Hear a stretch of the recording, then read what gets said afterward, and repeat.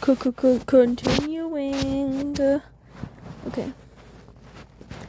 I'm gonna start back up right where I left off last video. So if you kind of forgot where we are in the story, feel free to go rewatch the last minute or so. How long had I been in the dark? Was there a change in recipe, or had they willfully been misleading everyone all along? It seemed a public apology was in order. Now, I was in the process of healing, learning to trust the protein bar again. I delayed the protein bar consumption by having an afternoon tea time in the office kitchen. I liked drinking tea with Annie, the office manager, a busty woman in her mid-50s who dressed in exquisite low-cut silk blouses tucked into high-waisted pants that showed off her slender middle. Most women Anna's age who worked in the entertainment industry were Botoxed within an inch of their lives, but Anna's enhancements were elegant. Subtle fillers, gentle relaxers, allowing for fine lines around her pretty mouth and big brown eyes, but no deep creases or folds. A feigned realness, rather than an outright fake. "Shh," said Anna, quieting me so we could hear Ofer on his phone down the hall. "Listen, it's the sound of movies getting stupider." "I know, is there anything worse than entertainment?" Anna's ex-husband produced a hit trilogy of vampire movies in the early 2000s. Night Sundry, Enigma's Descent, and Wicked's Shroud. During the post-production of Enigma's Descent, he left her and her 9-year-old son for a special effects makeup artist. Now Anna saw it as kind of an insult that she had to work in the industry for a living. She only remained in Los Angeles because her son and his girlfriend live in Highland Park. "I'm older than you, so I get to hate everything more," she said. "Wait, tell me you aren't drinking the house Lipton. Please take my Harley and Sons, I beg of you." I was pleased that Anna wanted to give me the good stuff. I actually loved Lipton, plus 1 teaspoon of creamer and 4 Splenda, like a milkshake. But I craved any nurturing I could get from her. It wasn't so much that she was kind to me, she just hated everyone else more. We had become an us, because our coworkers were such a them. Still, I really liked us being an us. I wondered if she talked shit behind my back the way she did about everyone else. "At least you don't eat the slop they leave around here," said Anna. "The other assistants are playing it a little too fast and loose with the pastries. That Kayla, especially, is looking 1 cheese Danish over the line." I hoped I was far, far under the line. People said Anna and I resembled each other. She looked more like me than my own mother did. We both had an abundance of coarse, wavy brown hair, olive skin that tanned easily in the sun, and dark brown eyes. My mother had fine black hair, gray eyes, and skin so fair it was translucent. But in their equation of thinness with goodness, my mother and Anna were so like-minded. My mother persuaded me to stay thin by insulting me. Anna did it by insulting everyone but me. This absent rejection felt like an embrace. Chapter 4. My therapist in Los Angeles, Dr. Rana Mahab, wore sensible clogs and insight-adjacent things like, "Put on your oxygen mask before helping others." But I didn't entirely respect her because she accepted my insurance. How good could she be if she was willing to deal with Blue Shield? I couldn't help but see our sessions as disposable soap samples handed out for free at the mall. Dr. Mahab's office was filled with elephants, elephant lithographs, elephant statuary, elephant cravings.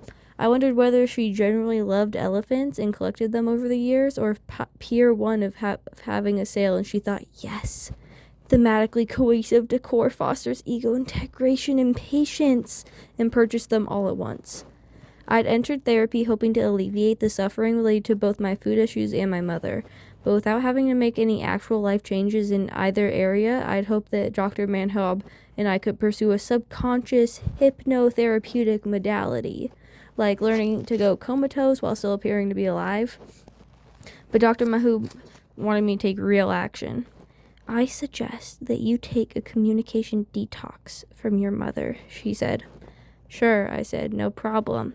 I suggest 90 days of no contact." 90 days? No contact? That's right. Like, not even emoji? "Try," she said.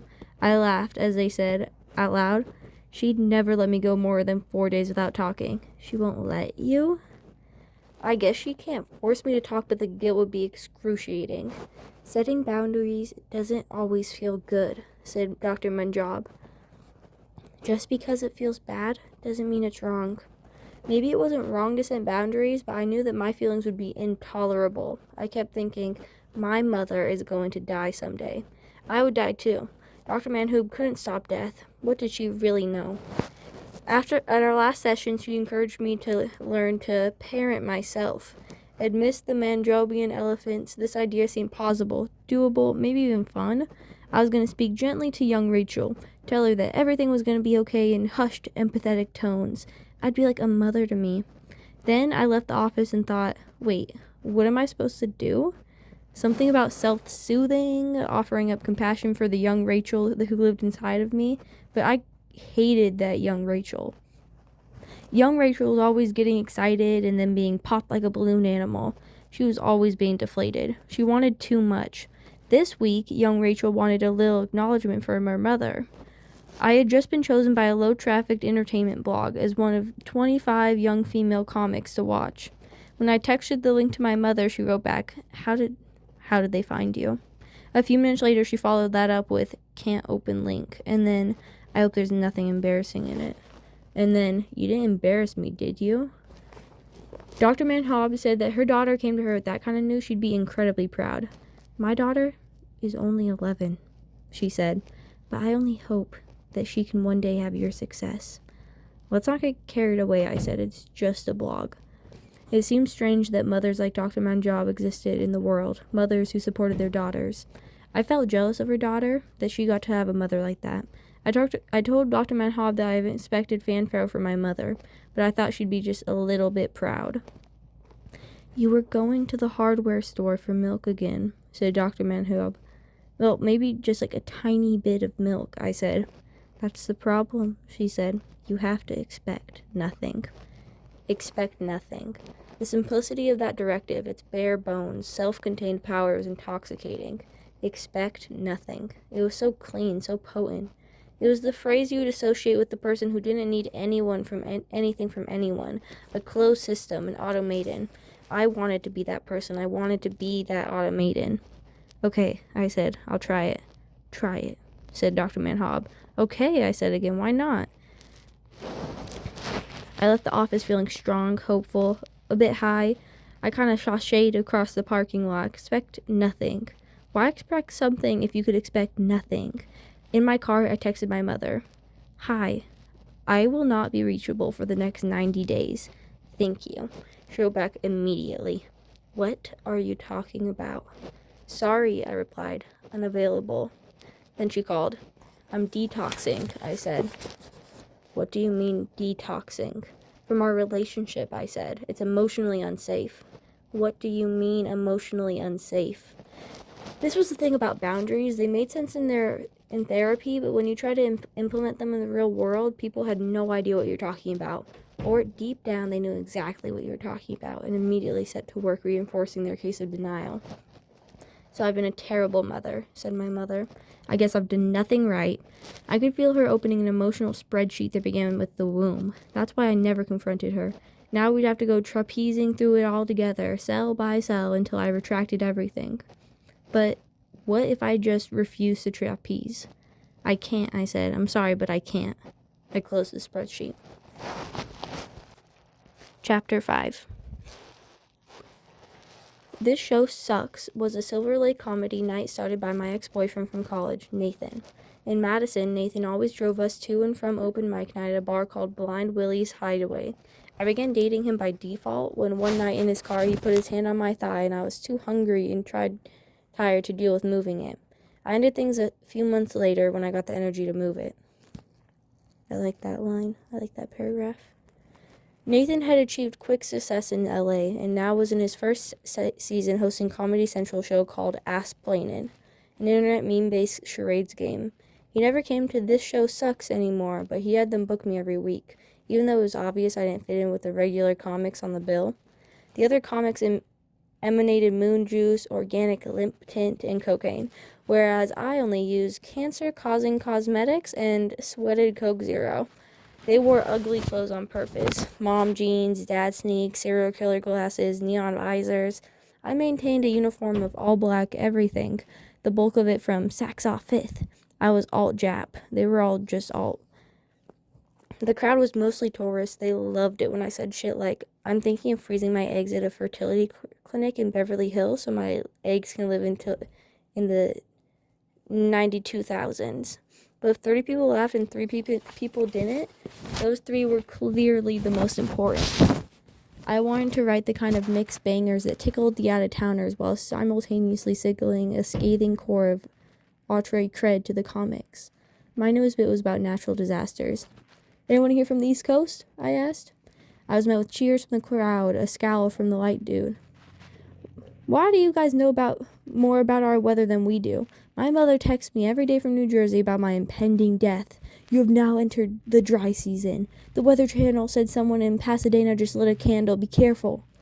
The mother part was sort of true. It had only been a day since the detox began, and I was now receiving cautionary weather missives in rapid-fire succession.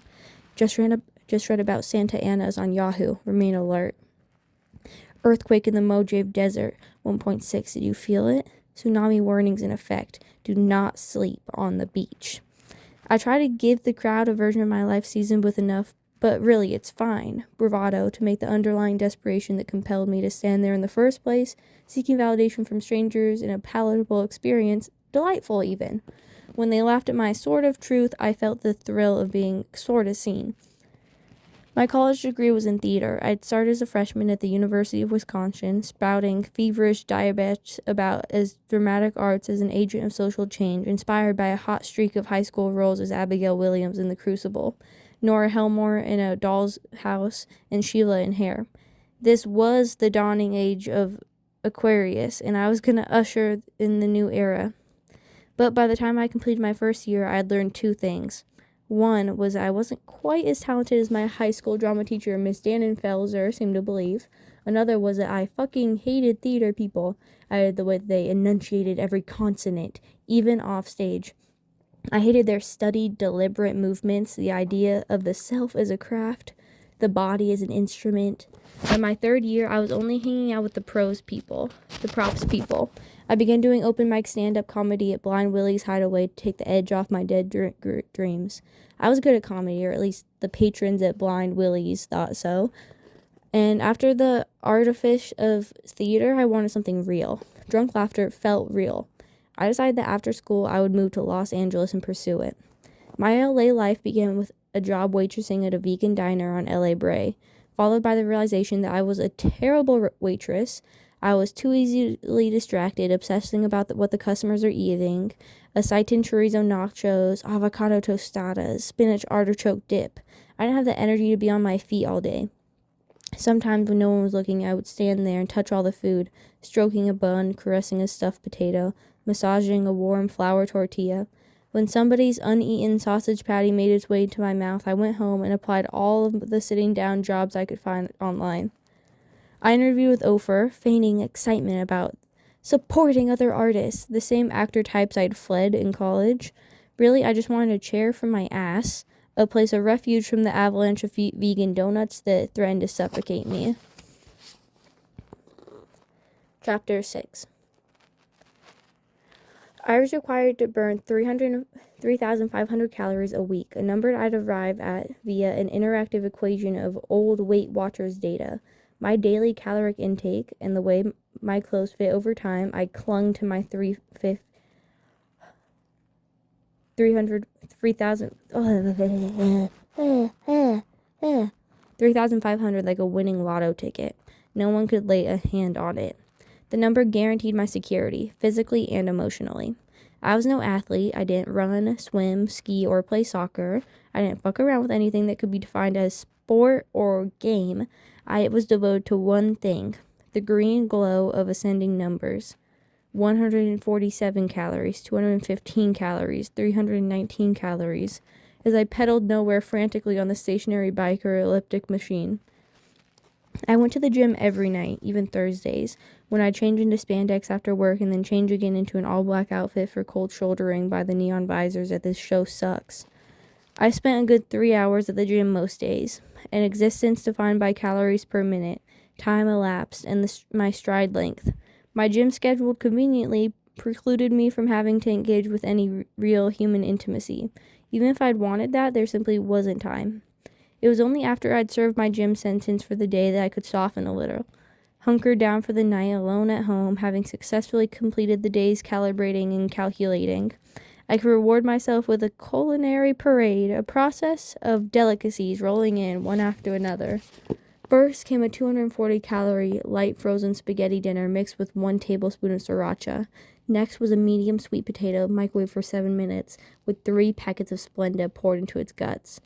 If I ever seemed to be gaining weight, the primary suspect was the size of the sweet potato, so I would be forced to downgrade to a smaller potato for a few weeks. Sad but necessary alteration. Following the sweet potato came dessert 1, a 100-calorie diet muffin top crowned with 4 tablespoons of Cool Whip Light. All of this was eaten standing up in my empty galley kitchen, on paper plates with plastic silverware. I owned no dishes or cutlery, no pots or pans. I did have a set of 4 extra-large Christmas glasses printed with a lovely holly jolly and berry motif, which had been left behind by the prior tenant. Right before bed, I capped off the orgy with a pint of 150-calorie diet chocolate ice cream, microwaved for 45 seconds, and then mixed with half a cup of Special K red berry cereal. This delicacy I consumed under the covers in bed, converting my sheets into a temporary tablecloth. Ending each day on such an abundant high note felt like freedom. Was it real freedom? Unlikely. But my rituals kept me skinny, and if happiness could be regulated to one thing alone, skinniness, then one may say I was, in a way, happy. I like that line too. Chapter 7. Can you believe how well I'm doing? I asked Dr. Menhab. It was day 3 of the detox, and I was holding extra strong. But I'd come into her office for extra reinforcement session when the weather alerts from my mother suddenly took a darker turn. Now I was receiving allegations of ungrateful daughterhood in the form of rhetorical questions. Who took you to baby thespian classes at Paper Mill Playhouse? Who was there for you when you didn't get a pawning? Who cheered for you when you got into Wisconsin? Am I such a horrible person? She texted repeatedly and then stopped and waited a few hours and then texted again. The silent times were the hardest. That's when I had to mourn. I would close one eye and look at my phone, imagine it cracking in half, the way people sitting shiva with a piece of clothing. I didn't want to mourn. I didn't want to accept my loss. Not only the loss of communication, but the loss of an idea that my mother was going to be the one to change. It made me feel like a loser. It meant I'd wanted something and I hadn't gotten it, that I'd been, in some way, rejected. It meant my needs were too big for this world. It's a good first step, said Dr. Menhab, but if you're really serious about getting free of your mother's voice, we've got to work on your eating. I could tell by the breathable cotton tunic she wore, the cropped, wide-legged pants and organic linen, that Dr. Menhab was a woman who ate when she was hungry and stopped when she was full. Occasionally, I spotted a package of Fig Newtons on her desk. She was probably someone who genuinely enjoyed a nice pear. Why can't I just leave things the way they are? I asked. Are you satisfied with just surviving? Asked Dr. Menhab. Or do you want to get well? I glanced at a papier-mâché elephant kneeling on her end of the table with his trunk in the air and at the multicolored elephant Tipchish hanging on the wall. She definitely bought all the elephants at once. I'm well enough, I said. On my way out of the office, I checked my phone again. No new text. What would just happen if my mom just showed up at my apartment? Rationally, I knew this was unlikely. She was terrified of flying and hadn't been on a plane in over 10 years. But all night, I kept expecting her to materialize. In some way, I even wished she would just appear. I was aware that the mother I truly desired would not be the one who appeared. I learned that from Dr. Menhab, who I'd never wanted to see again. I felt resentful towards Menhab, exhausted by my mother. I wished I could procure, from nowhere, an incarnation of a mother I wanted. This interplay between hope and reality was also part of the mourning.